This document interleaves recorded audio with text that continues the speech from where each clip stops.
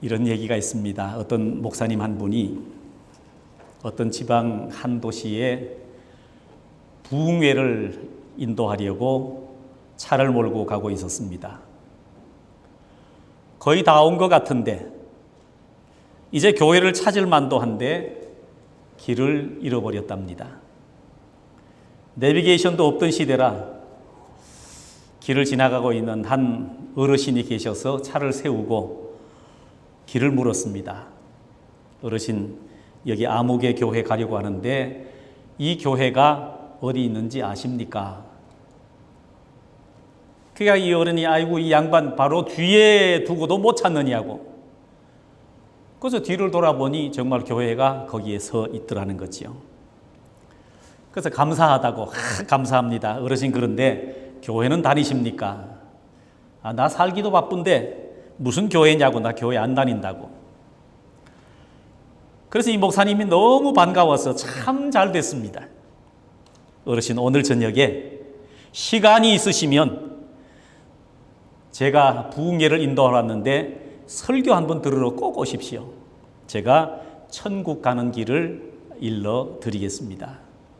그랬더니 노인이 콧방귀를 뀌면서 하는 얘기가 아니 바로 뒤에 있는 교회당도 못 찾으면서 어떻게 천국 가는 길을 알려주느냐고.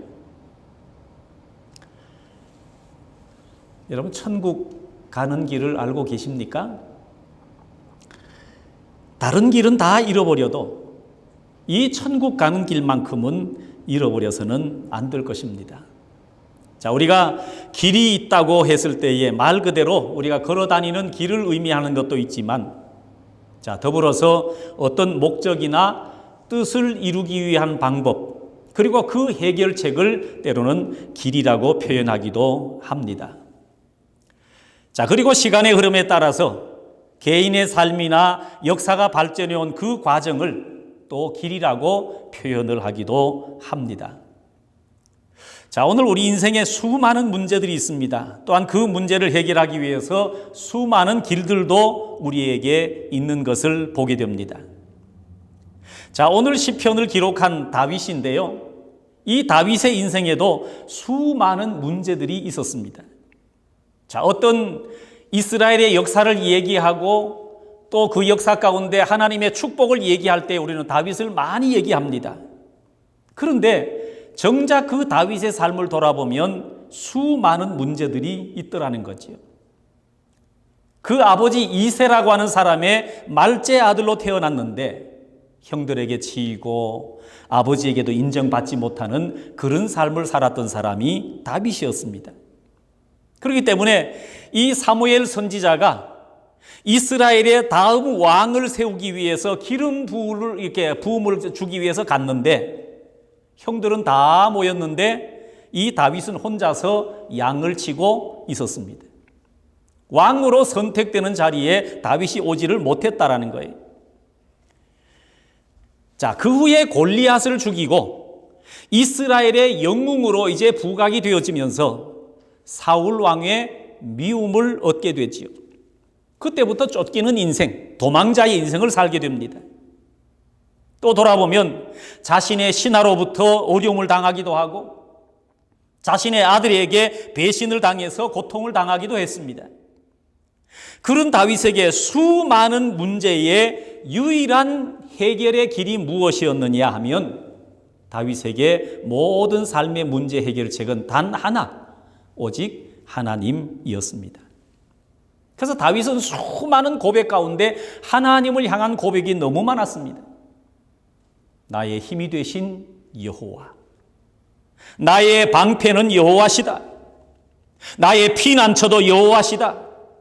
나의 구원의 산성은 여호와시다. 내 구원의 길은 오직 여호와 하나님이시다. 자, 문제는 여러 가지인데 이 문제를 해결하는 답은 딱 한 가지, 여호와 하나님 한 분뿐이었다라는 거예요. 자, 다윗의 인생의 시작도 하나님이셨고 인생의 과정도 하나님이셨고 인생의 모든 해결책과 방향도 모두가 하나님이었습니다. 그 지나온 모든 과정이 하나님 한 분이면 된다라는 거예요. 자, 이 세상에 수많은 길들과 방법이 있지만 그 다윗의 마음 가운데 오직 시온의 길, 하나님을 향한 길, 그것뿐이었다라는 거예요. 자, 그리고 오늘 본문 가운데 찬양도 그렇게 합니다. 그 마음에 시온의 대로가 있는 자는 복이 있도다. 하나님을 향해서 마치 고속도로가 뚫리듯이 팍 뚫려 있는 사람이 복이 있다라는 거예요. 자, 그렇다면 오늘 다윗이 말하는 하나님의 길, 성경이 말씀해 주고 있는 하나님의 길이라고 하는 것이 도대체 무엇이냐라는 겁니다. 그래서 오늘 말씀은 하나님의 길, 하나님의 대로에 대해서 말씀을 함께 나누려고 합니다. 자, 많은 사람들이 저마다 삶의 문제를 두고서 이 문제를 해결하기 위해서 찾아 헤매고 있습니다. 자, 그 중에 대표적인 것이 종교라고 하는 것이 있지요. 그래서 믿음이 좋은 사람은 우리 기독교를 종교의 범주에 넣어야 되냐 말아야 되냐 그렇게 얘기하기도 하는데, 과연 종교적인 행위로 구원을 얻을 수 있느냐? 자, 불교의 참선 같은 그런 종교적 행위가 우리를 하나님께로 이끌어갈 수가 있느냐라는 겁니다. 과거 불교를 대표하던 성철이라고 하는 스님이, 자, 마지막, 그분의 마지막은 죄로 인한 괴로움들이었습니다. 나의 죄가 태산보다 높도다 그랬습니다. 그런 마지막까지 이 죄의 문제를 해결할 수가 없었다고 고백을 했습니다. 여러분, 철학을 하는데 철학적인 사고가 사람을, 여러분, 도대체 인생이란 무엇인지 안다면 여러분 구원을 얻을 수가 있나요? 대표적인 철학자인 소크라테스를 우리가 알고 있는데, 제자 중에 한 사람이 그 스승을 찾아와서 죽음 이후의 삶에 대해서 질문을 던졌습니다. 우리가 죽은 다음에는 어떻게 됩니까? 그렇게 물으니까 이 소크라테스가 대답하기를, 지금 내 삶도 모르는데 어떻게 그 삶 이후의 것을 알 수 있겠느냐? 그러면서 남긴 유명한 말 한마디가 너 자신을 알라 였습니다.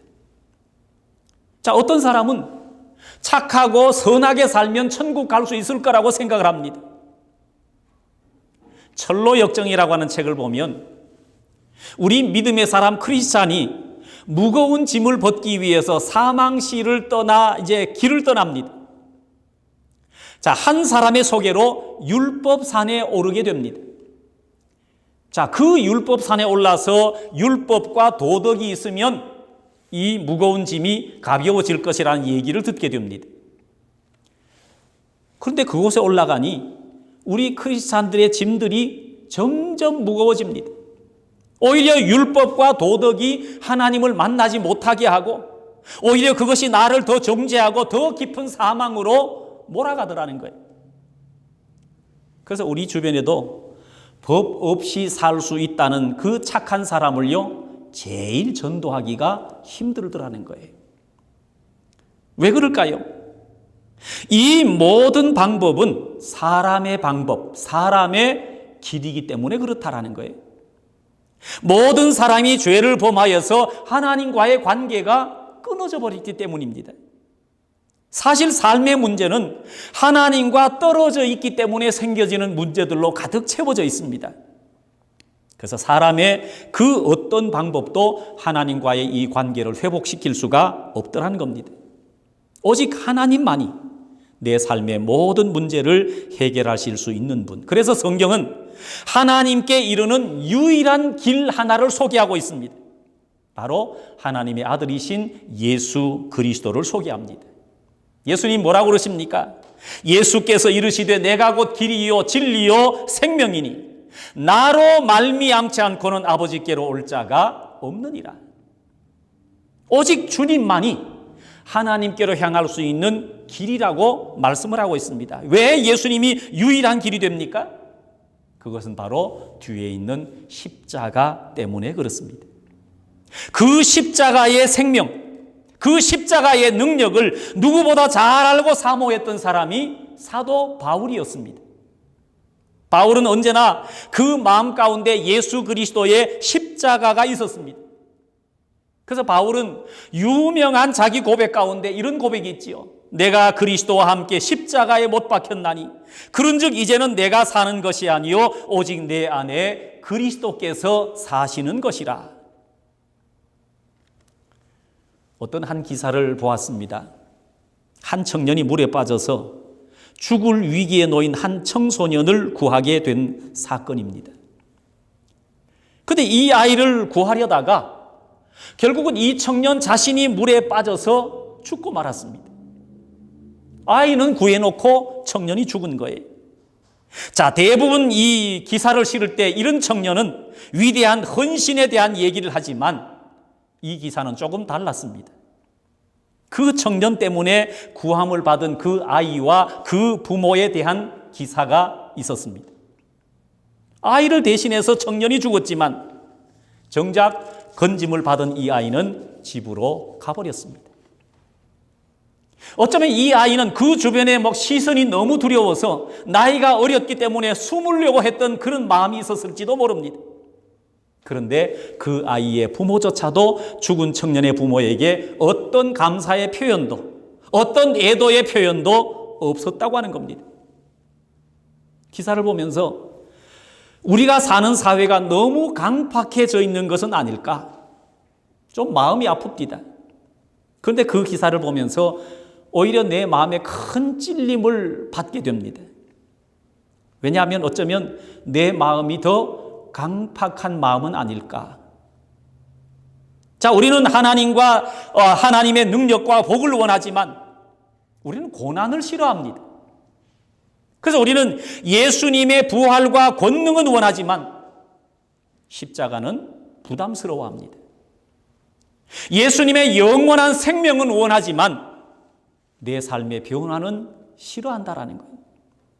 오늘 이것이 어쩌면 우리의 얄팍한 신앙의 모습은 아닐까. 우리 예수님이 유일한 구세주가 될 수 있었던 것은 우리의 죄를 대신 안고 십자가에 친히 죽으심으로 감당하셨기 때문에 어쩌면 예수님의 부활은 더 값지고 더 귀하게 보일 수도 있을 겁니다. 그리고 죽은 뒤에 3일 만에 죽음을 이기시고 부활하셨기 때문에 예수님의 부활은 더 빛이 나는 겁니다. 우리의 삶도 어쩌면 마찬가지일 겁니다. 십자가 없는 부활 없습니다. 고난이 없는 기적도 없고요. 고난이 없는 은혜도 사실은 없다라는 거예요. 주님이 길이 되신다는 것을 믿으면서도 십자가가 길인 것을 여러분 인정하지 않으려고 합니다. 무슨 문제이든지 주님의 길로 가시되 십자가의 길을 선택하시기를 바랍니다. 때로는 예수님 때문에 손해도 보고 때로는 신앙 때문에 억울함도 당해보고 십자가 때문에 모욕도 당할 때 그 길이 실패하는 것 같지만 그것이 성공하는 길이라는 사실을 성경은 말씀해 주고 있습니다. 자, 시온의 대로, 시온의 길, 이 하나님의 길, 하나님의 대로는 예수 그리스도 그리고 그분이 지셨던 십자가라는 사실입니다. 자, 그 마음에 시온의 대로를 품은 자는 어떤 복을 누리게 되느냐? 오늘 성경은 말씀해 주고 있습니다. 첫 번째 보면요. 눈물의 골짜기가 샘이 가득한 기쁨의 골짜기로 변하는 복을 받게 됩니다. 6절 말씀을 한번 보십시오. 그들이 눈물의 골짜기로 지나갈 때에 그곳에 많은 샘이 있을 것이며 이른 비가 복을 채워 주나이다 그랬습니다. 여러분 성경을 자세히 보시면 눈물 골짜기라고 하는 곳에 각주 1번이 달려 있고요. 밑에 내려가면 박하 골짜기라고 번역을 했습니다. 이 박하라고 하는 말이 무슨 말인가 하면 눈물의 나무라고 하는 의미가 있습니다. 눈물의 나무. 자, 다윗은 자신의 인생, 자신이 걸어온 수많은 역경을 한마디로 눈물의 나무가 가득한 골짜기로 비유했습니다. 여러분 우리 인생도 마찬가지잖아요. 누군가가 나에게 어떠한 인생을 살았습니까? 라고 물어본다면 아마도 많은 분들이 야곱처럼 험악한 인생을 살았습니다 라든지 다윗처럼 눈물의 골짜기 같은 인생을 살았습니다 라고 대답할 사람이 덜어 있을 겁니다. 여러분 인생은 눈물 골짜기 같다. 여러분, 이 말에 내 인생에 여러분 공감이 되어지신다면 내 인생도 그리 평탄하거나 쉽지 않았다는 그런 얘기겠지요. 자, 우리 삶의 여정이 평탄치 않았다는 얘기입니다. 그러나 우리 주님의 내 속에 거하시면 그 눈물의 골짜기 같은 인생이 마치 샘이 터져서 풍성하게 되는 그런 축복의 골짜기처럼 되어지더라는 겁니다. 자, 아무 희망이 없는 그 땅에 생명의 선물이 터졌다고 한번 상상해 보십시오. 얼마나 풍성해지겠습니까? 물이 귀한 아프리카 사막 지역의 어느 한 부족에 사는 청년이 우연한 기회에 도시로 여행을 하게 됐답니다. 하루는 숙소에서 씻으려고 하는데 지금까지 한 번도 보지 못했던 아주 신비로운 물건을 하나 봤답니다. 바로 수도꼭지였습니다. 틀기만 하니까 물이 쫙 쏟아지는데, 그래서 이 청년이 순간적으로 생각했습니다. 이야, 대단한 발견이다.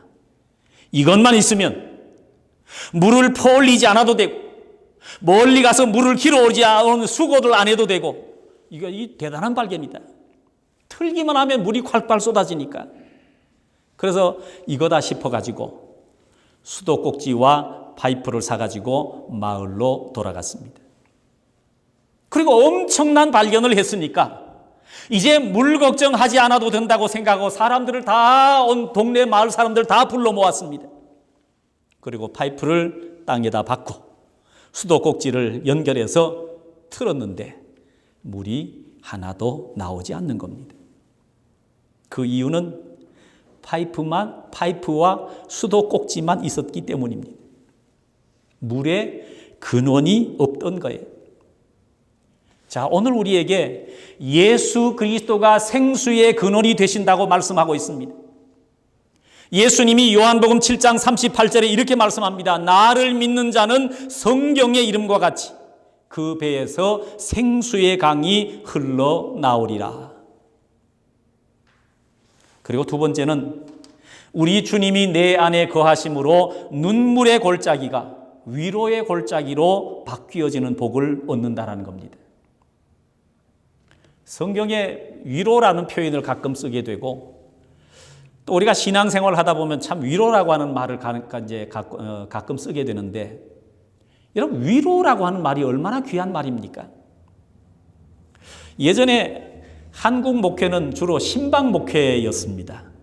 뭐 부교역자로 가든 제가 담임 목사로 하든 신방 목회를 했는데, 요즘은 뭐 신방이 그렇게 원활하게 잘 되어지는 시대가 아닌 것 같습니다. 특별히 1년에 한 차례 성도들의 각 가정을 다니는데 대신방이라고 하는 것이 있었는데, 자, 성도들의 가정을 돌면서 가정의 형편을 듣고 그 가정을 위해서 말씀을 전하고 그 가정을 위해서 기도하고 이렇게 하는 것이 대신방이었습니다. 자, 대신방을 하다 보면 뭐 어떤 가정은 그냥 뭐 목사님이 신방 오니까 마지 못해서 예배하고 이렇게 뭐 대접하고 이렇게 하는 것도 있지만, 그 신방을 하다 보면 어떤 성도들의 가정은요, 그 신방을 통해서 굉장한 은혜를 받는 그런 가정이 있습니다. 자기 집안 형편을 얘기하는데도요, 눈에 눈물을 흘리면서 산다고 하는 것이 너무 힘든 것을 막 이렇게 고백하는 이런 성도들을 보게 됩니다. 자, 어떤 때는 남편 때문에 울고, 어떤 사람은 내 뜻대로 되지 않는 자녀들 때문에 울고, 어떤 사람은 삶의 형편, 물질적인 그 어려움 때문에, 막막함 때문에 울기도 하고, 어떤 사람은 질병의 문제 때문에 어찌할 바를 찾지 못해가지고 울기도 하고, 말 그대로 눈물의 골짜기를 지나가는 것 같습니다. 자, 그러한 우리를 향해서 성경은 하나님을 말씀하실 때 언제나 위로의 하나님을 말씀하십니다. 우리의 눈물을 닦아주시는 하나님. 이런 것이 성경의 여러 곳에 나타납니다. 하나님은 포로되었던 이스라엘 백성들의 눈물을 보시고 저들을 위로해 주셨습니다. 이사야 25장 8절 말씀에 이렇게 기록하고 있습니다. 주 여호와께서 모든 얼굴에서 눈물을 씻기시며 자기 백성의 수치를 온 천하에서 제하시리라 그랬습니다. 우리 예수님도 사랑하는 이를 잃은 아픔, 또 그들의 눈물을 아시고서 함께 눈물을 흘리시는 장면이 성경 몇 곳에 나타납니다. 요한복음 11장 33절을 보시면요, 예수께서 그가 우는 것과 또 함께 온 유대인들이 우는 것을 보시고 심령에 비통히 여기시고 불쌍히 여기사 이르시되 그를 어디 두었느냐, 이르시되 주여 와서 보옵소서 하니 예수께서 눈물을 흘리시더라. 그뿐만 아니라 마지막 날, 우리의 날이 다 했을 때에 저 천국에서 우리 하나님이 우리의 눈물의 골짜기 인생을 친히 위로하시고 우리의 눈물을 닦아 주실 거라고 말씀해 주고 있습니다. 요한계시록 21장에 이렇게 기록합니다. 내가 들으니 보좌에서 큰 음성이 나서 이르되 보라, 하나님의 장막이 사람들과 함께 있으며 하나님이 그들과 함께 계시리니 그들은 하나님의 백성이 되고 하나님은 친히 그들과 함께 계셔서 모든 눈물을 그 눈에서 닦아주시니 다시는 사망이 없고 애통하는 것이나 곡하는 것이나 아픈 것이 다시 있지 아니하리니 처음 것이 다 지나갔음이로라 그랬습니다. 그러니까 이 땅에서도 지나간 역사 가운데서도 앞으로 우리가 하나님의 나라에 들어가서도 하나님은 우리를 위로해 주시고 우리의 눈물을 닦아 주실 거라고 말씀을 하고 있습니다. 찬송에도 이런 가사가 있습니다. 찬송가 492장에 보면 눈물 골짜기 더듬으면서 나의 갈 길 다 간 후에 주의 품 안에 내가 안기어 영원토록 살리로다. 열린 천국문 내가 들어가서 세상 짐을 내려놓고 빛난 면류관 받아 쓰고서 주와 함께 길이 살리. 우리 하나님은 위로의 하나님, 우리의 눈물을 닦아주시는 하나님이라고 성경은 말씀하고 있습니다. 누군가가 나를 위로해 주시는 분이 있다고 하는 게 얼마나 큰 위로가 되고 용기가 되는지 모릅니다. 자, 마지막으로 우리 마음에 주님이 계심으로, 예수 그리스도가 계심으로 일어나는 축복은 나 자신의 변화입니다. 때로는 위로해 주시고 때로는 축복으로 바꿔주시고 이렇게 하는 것도 있지만 주님이 내 중심에 계심으로 나 자신이 변화되는 역사가 있다라는 거예요. 이건 환경의 변화를 뛰어넘는 내 존재 자체의 변화를 나타내는 걸 의미합니다. 성경은 뭐라 그럽니까? 그런즉 누구든지 그리스도 안에 있으면 새로운 피조물이라 이전 것은 지나갔으니 보라 새 것이 되었도다. 주님이 우리 안에 거하고 우리가 주님 안에 거하면 우리는 새로운 피조물이 된다라는 겁니다. 이게 중요한 거지요. 내 앞에 있는 환경이 변하는 것도 중요하지만 나 자신, 내 자체가 변하는 게 중요합니다. 눈물의 골짜기는 분명히 그대로인데 내가 변함으로 말미암아 내가 서 있는 그곳이 변화되어지는 역사를 나타내는 겁니다. 여러분 개그맨 가운데 이동우라고 하는 분 아십니까? 젊은 분은 좀 아시겠죠. 이동우. 자, 이 사람이 결혼을 하고서 한 100일쯤 됐나요? 망막 색소 변성증이라고 하는 불치병으로요 시력을 잃어버립니다.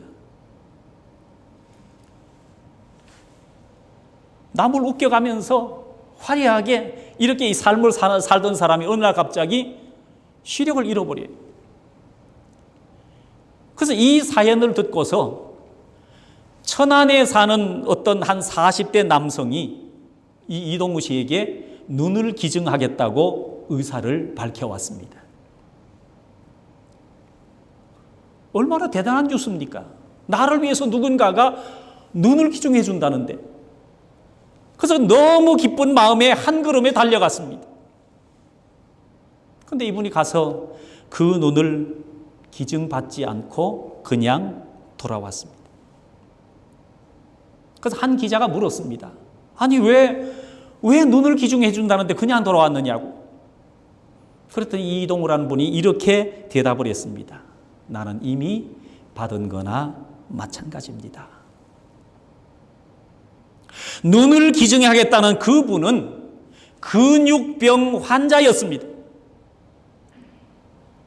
사지를 다 쓰지 못하고 오직 성한 곳이라고는 요 눈 하나밖에 없는 사람인데 자신에게 전부와도 같은 그 눈을 나를 위해서 기증해 주겠다고 하는 겁니다.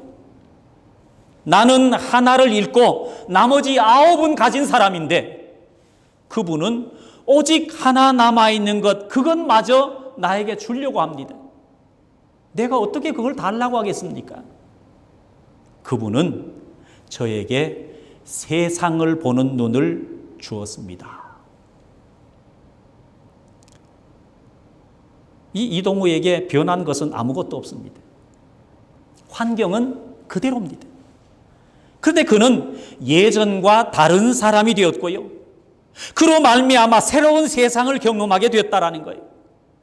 오늘 우리에게는 살아계신 하나님이 계십니다.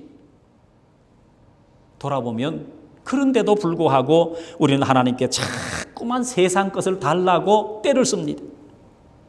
더 가지고 싶은 것, 더 있으면 좋겠다고 달라고 합니다. 조금 더 좋은 집, 조금 더 좋은 차, 조금 더 안락한 환경을 구합니다. 사도 바울이 배설물로 여겼던 그 모든 것을 우리는 자꾸만 달라고 하는 거예요. 그래서 내 인생뿐만 아니라 우리 자녀들의 인생까지도 좋은 대학에 들어가면 행복한 인생이고 그렇지 않으면 불행한 인생이라고 낙인시켜버립니다. 취직 잘 되면 행복하고 그렇지 않으면 불행하다고 말해버리죠. 그러나 그런 나를, 우리 하나님이 나를 사랑하시는데 누가 그 인생을 실패했다고 말할 수 있습니까? 적어도 나를 위해서 예수 그리스도가 나를 대신해서 죽어주셨는데 내 인생이 값어치 없다고 말할 수 있습니까? 우리 주님은 나를 향해서 이렇게 말씀합니다. 너는 내 아들이다. 너는 내 것이다. 너는 왕 같은 제사장이다. 친히 말씀을 해주시는데 어느 누가 그 인생에 대해서 나는 가난하다, 불쌍하다, 초라하다 이렇게 말할 수가 있느냐라는 겁니다. 우리에게는 모든 것 되신 하나님이 계시다라는 거예요. 우리 마음속에 예수님이 계시면 진짜 세상이 보입니다. 환경은 그대로인데 찬양이 흘러넘치게 되고요. 변한 것은 아무것도 없는데 감사가 흘러넘치게 될 것입니다. 이전의 세상이 아닌 새로운 세상을 예수 그리스도 안에서 보게 될 것입니다. 사랑하는 여러분, 그 마음에 예수님이 있는 자는 복이 있도다 그랬습니다. 눈물의 골짜기에 생수가 터져 기쁨의 골짜기로 바뀌어진다라는 거예요. 눈물만 가득했던 내 인생에 하나님의 위로가 가득해진다라는 겁니다. 나의 존재가 변화를 통해서 모든 환경의 어려움을 뛰어넘는 놀라운 복을 얻게 될 것입니다. 말씀을 맺겠습니다. 여수 애양원에서 나병 환자를 고름을 친히 입으로 빨아내면서 천사 같은 예수님의 사랑을 베풀었던 손양원 목사님에 대해서 들어보셨습니까? 어떻게 그런 삶을 살 수 있는지, 그런 삶을 살았다고 그 어느 누구도 그분을 향해서 손가락질하는 사람 없었습니다. 이 손양원 목사님의 평생의 소원 중에 하나, 예수님으로 충만히 살고 싶은 그 마음을 잘 담아놓은 그분의 시 한 편이 있습니다. 이 시를 읽어드림으로 오늘 말씀을 마치려고 합니다. 제목은 예수 중독자 손양원. 나 예수 중독자가 되어야 하겠다. 술 중독자가 술로만 살다가 술로 인해 죽게 되는 것이고, 아편 중독자는 아편으로 살다가 아편으로 인해 죽게 되나니, 우리도 예수의 중독자 되어 예수로 살다가 예수로 죽자.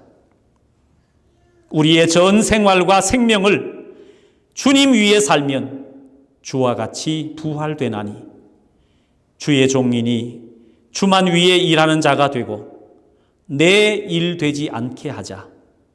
그 마음의 예수로 충만한 자는 복이 있도다.